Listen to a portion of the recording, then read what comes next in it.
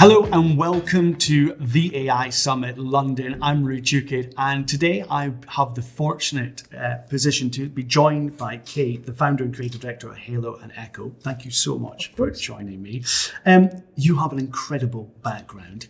Could you just give a little bit of insight and colour around that? Yeah, for sure. So I have been in the content creation space for over 15 years. I started off as a disgruntled law student who went on YouTube and taught myself everything I know about content production and marketing. Built a following, was able to commercialize that following, and then that led to a marketing career where my last company was Google. I worked at Google for 6 years, leading teams both in EMEA and had the fortunate opportunity to move over to the YouTube LA to lead some functions and some teams there, working with some of the latest artists. So you've got your upcoming workshop tomorrow. It focuses on cutting through the noise.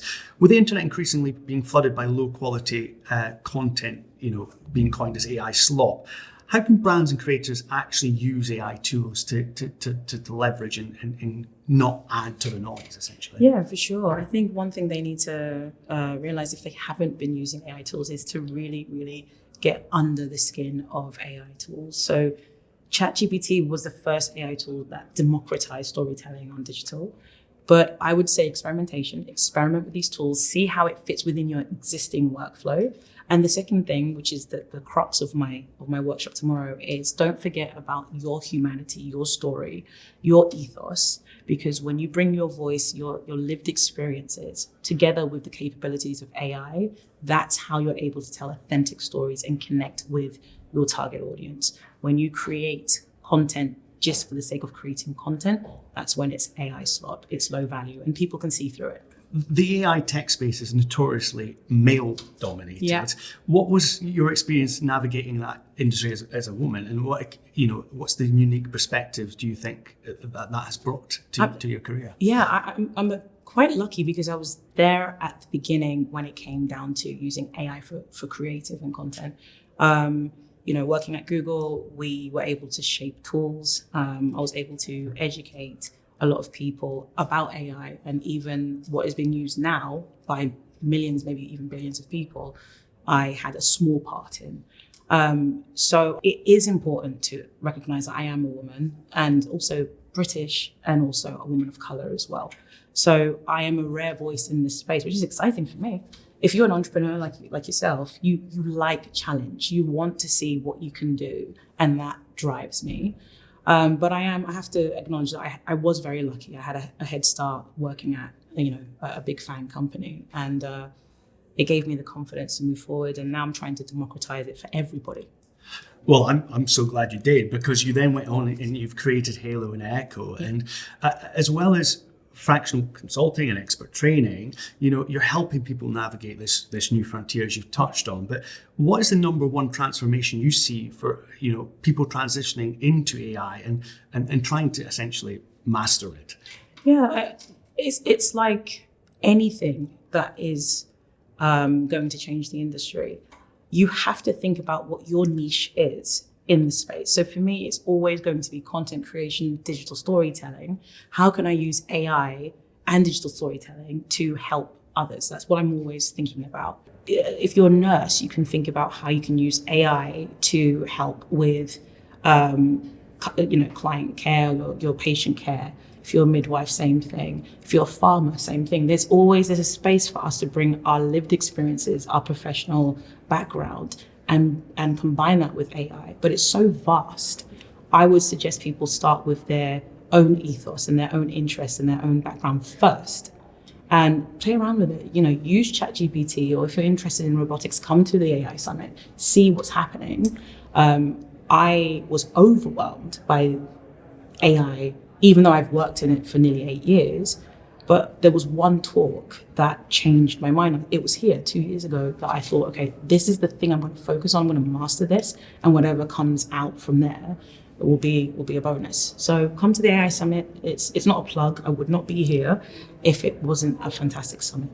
And for those who's wanting to level up the content strategy more side of things, how can they best get in touch, sign up, and work with you through through your company? Yeah, absolutely. So the best way is to either go on my website, katiedebrah.com. That's my first name, last name.com, or haloandecho.com. And we can have a conversation. Alternatively, if you would like to follow me on LinkedIn, you can book some time with me and we can go from there. So I have a Calendly. We can have a 30-minute conversation to see what's going on. But I also work with teams. I work with L&D teams, and that's where I love to shine. I love working with teams and brands and agencies to help them. Fantastic. And touching on that, that collaboration, what are you seeing, 12 months from now? What kind of trends are you seeing within the AI space? Yeah, agentic AI is a game changer. In terms of content production, in terms of replacing teams with the mundane things. But I am worried, I have to be honest, that people who don't understand the art of storytelling or music production may think that you can replace every single professional. And you're seeing that with, layoffs and redundancies. So in terms of the negative, it may threaten some of the creative class, especially those who don't use the tools, who are very anti-AI. I think they'll be left behind. So my suggestion to anyone watching would be try and understand agentic AI. Go on YouTube. There's lots of content there. I do workshops as well. Come to one of my workshops. You'll find it on LinkedIn. And learn the very basic. Come to the talk tomorrow.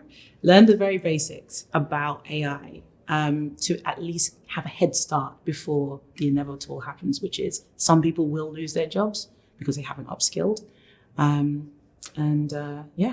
That's my advice. So the key takeaway being that these are tools that people can use, but it still has that human element that needs to drive that through. Absolutely. If you use AI in combination with yourself, with your knowledge, your skills, and your expertise, you will 10x your productivity in comparison to being anti-AI. There are some repercussions, we have to admit that, but this is one of the best times I've seen. And I haven't been alive for a long time, but I have been alive enough to see that this is a game changer for a lot of people, AI. So I would highly suggest people get involved with AI now if they haven't already. My parents are in their 60s, early 70s, and they're using AI like they've been using it for a long time. So if they can do it, anyone can do it. And you talked about 2 years ago how a bit of a pivotal moment for yourself. What are you hoping this time around to kind of take away? Yeah, I'm definitely keen and open to doing more workshops, especially in partnership with the AI Summit here and also in New York as well. But I'm hoping that I have that impact on someone that speaker had on me. To open their minds, to help them with their business. There are lots of SMEs who are not naturally tech companies and they think AI is not for them. I want to change their mind. I want them to see how far they can go using AI. Well, I am incredibly grateful for your time. Thank you so much for your insights. Thank you. Wishing you all the best for the workshop tomorrow. And thank you for watching this session. I've been Rory Duquette, and this has been the AI Summit London.